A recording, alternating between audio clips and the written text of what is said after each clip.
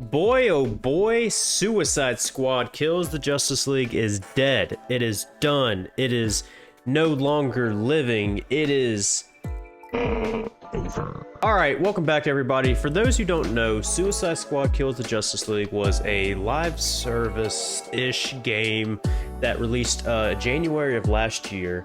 And it was released by Rocksteady, who did the wonderful Batman Arkham trilogy. Yes, I know that there's 4 games in the Arkham franchise, but we're talking about for their games. And they did a really good job of telling the Batman story. You know, it was super emotional. It was super good. I mean, Arkham City is considered to be one of the best video games ever made. And a lot of other games have copied what Batman Arkham games have done in terms of combat, exploration, mission structure. I mean, there's so many games nowadays that have released that copy the Arkham games that people don't even realize. Well, Rocksteady really dropped the ball on this one.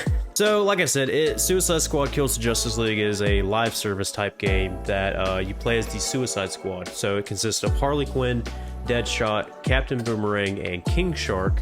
And basically you go through and Brainiac is trying to take over Metropolis.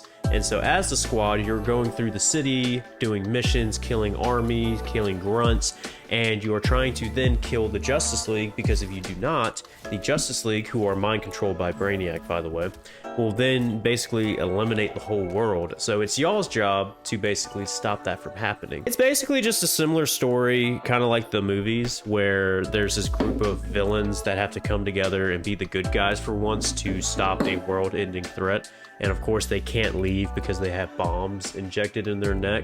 So yeah. Alright, so the general gameplay is just mostly you running around the Metropolis, killing, enemies. You've got melee attacks, you can mostly use your guns, and then you can also traverse the world using different ways.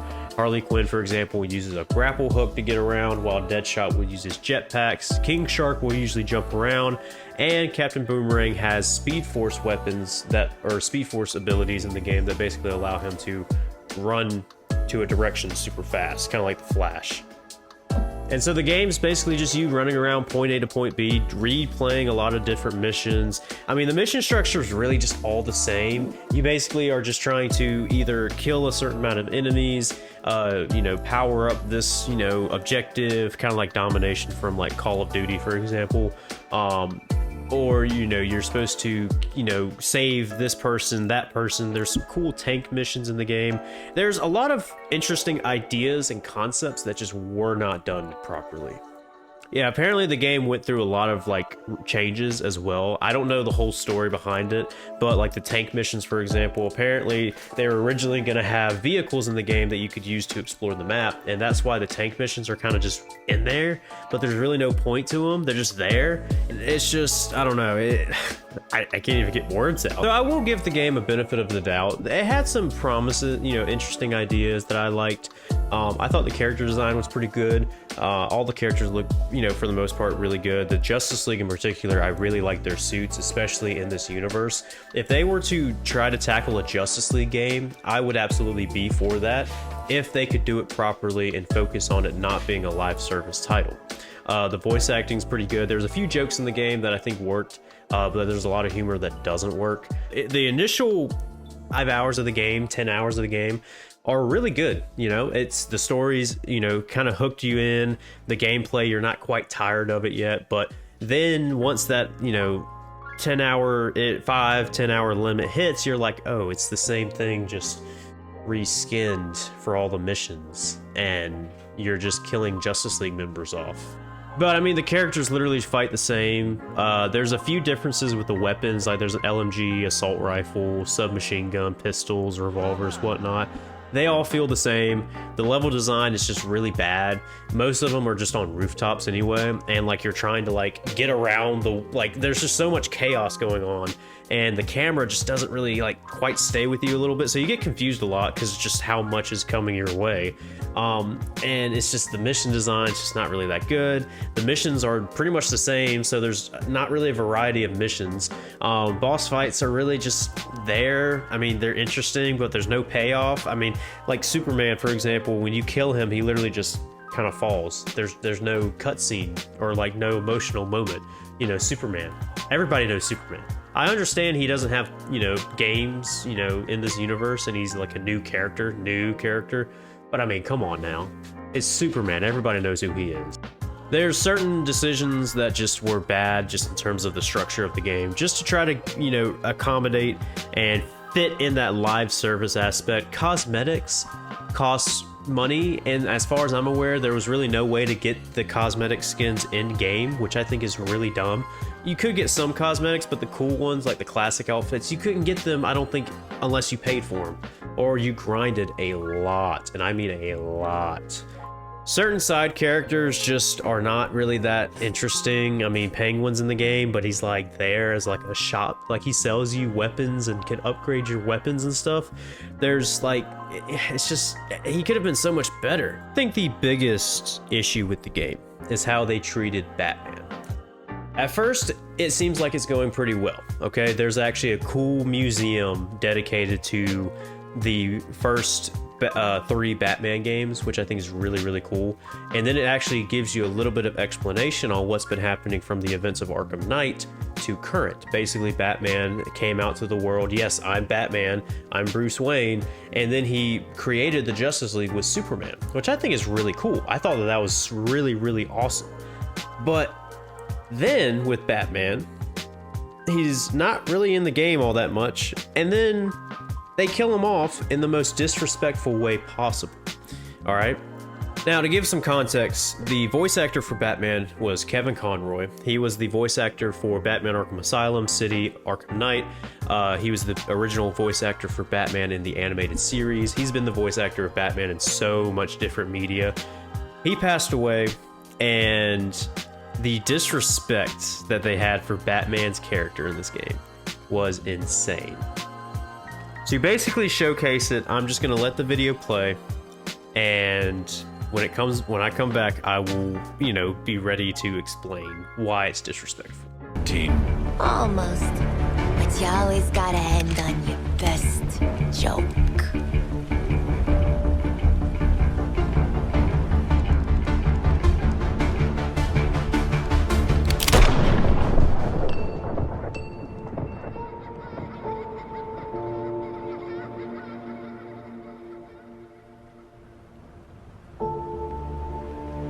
So yeah, that happened. It's not very pretty, is it? You know, when I heard that Batman was gonna get killed in this game, and like when the game first came out and everybody was like, oh my god, Batman died, I was like, no way. I was like, no. Yeah, no, for a while he was legitimately dead.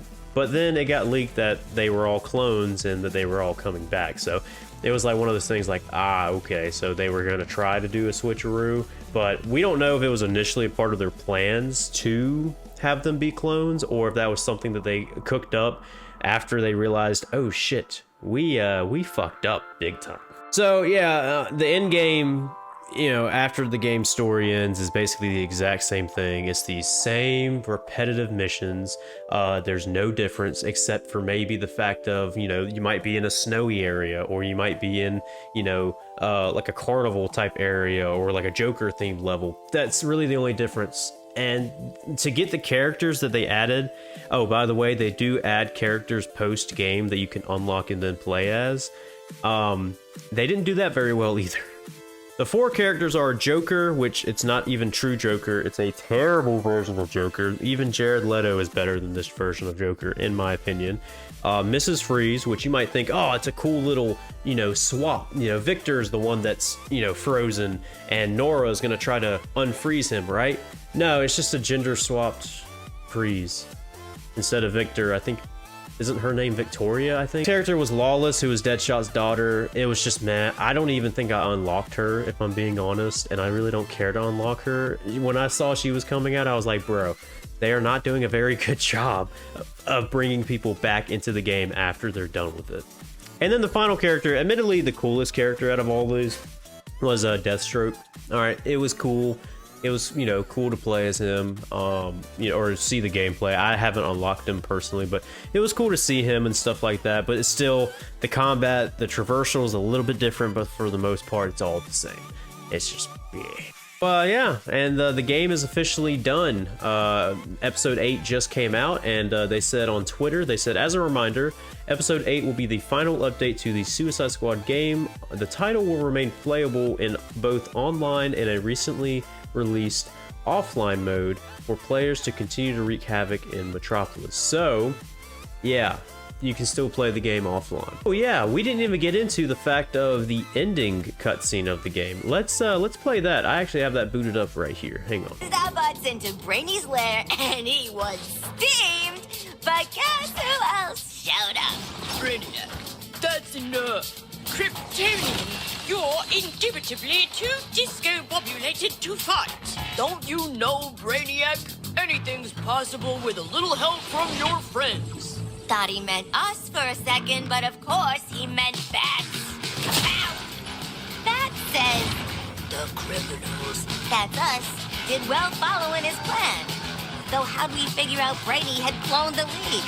We were like, there were clones? Anyway, we totally laid it out. If we took him back, Walla would make them into even bigger tools. More importantly, she'd totally 86 us. Soup said the League needs to atone for everything that happened, starting with freeing all the folks Brainy tentacle wrapped, then putting as many worlds right as they can. As for us, we had a plan too. Did I mention the Wonder Trio of Hack, Flawless, and Toy Boy shorted out our bombs?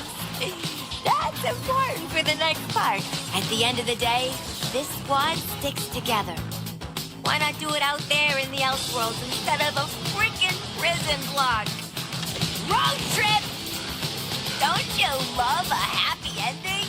Even Walla gets to say she saved the world. And she will, if she knows what's good for her. Suicide Squad out! Yeah, that's legitimately the end cutscene of the game. I'm not making this up. I wish I was. I'm not. They couldn't have even given us a proper ending to the game. I will give it to the Rocksteady. They basically, I think, pulled a lot of people off this game because there really wasn't much more that they could do. And so for the few people that were working on the game, I'll give it to them. They did a good job of at least keeping the game alive and trying, I guess. Bad thing. I was genuinely excited for this game back when it first was announced and everything. I was like, okay, it could be good. And then when slowly more stuff came out about it being live service and then coming out that it's a looter shooter, I just got so like disappointed when I started hearing that. And I was like, maybe there's still a chance. No, unfortunately not. Like I said, the first few hours were good, but man, the rest of it was just not really that good. So what's next for Rocksteady? It's been rumored and stuff that they're working on a new Batman game. Rumored that it's going to be a new Batman Beyond game, which I think would be really cool. I've heard rumors that it's going to be just a like Damian Wayne game, which they were working on, but then they canceled it because it got leaked. They were working on a game and then it got canceled because it got leaked. And it's rumored that they're going to do that, a new Arkham game. Then it's rumored that they're going to do a remake of Arkham Asylum, which, why would you do that? There's no point in doing that. It would be like remaking Skyrim or GTA 5. Arkham Asylum has aged pretty well, if I'm being honest. So yeah, Rocksteady could make a comeback. Whether or not they will, who knows? I hope they do. I do love the Arkham games. I really do. It's just this game really dropped the ball. And the game, basically, the best way to explain it is, it basically was just trying to wrap it up real quick after they realized that they messed up pretty bad and that it just didn't go well. Well, alright, that's going to do it for this one. Suicide Squad Kills the Justice League is done. What an experience it's been, really. It's been quite the experience to keep up with this game, and just the amount of times they kept messing up. And it just felt like that they couldn't quite learn and get back on their feet. And they couldn't, so they wrapped up the game, and it's ended, I guess. There's not really much more we can do besides move on and hope that the next game that Rocksteady makes will actually be worth it. And hopefully it will be. Alright, if you guys enjoyed, leave a like. I do appreciate it. And hopefully, like I said, this game, they move on from and learn from their mistakes, and we get another solid game from them. But yeah, I will see you all in the next video. Peace out.